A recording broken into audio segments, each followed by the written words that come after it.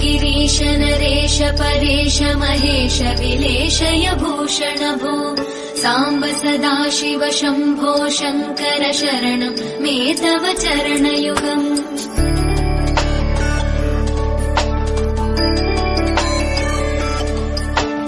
उभया दिव्य सुमङ्गल विग्रहया लिङ्गित वामाङ्ग विभो साम्ब सदाशिव शम्भो शङ्कर शरणं मे तव चरणयुगम्।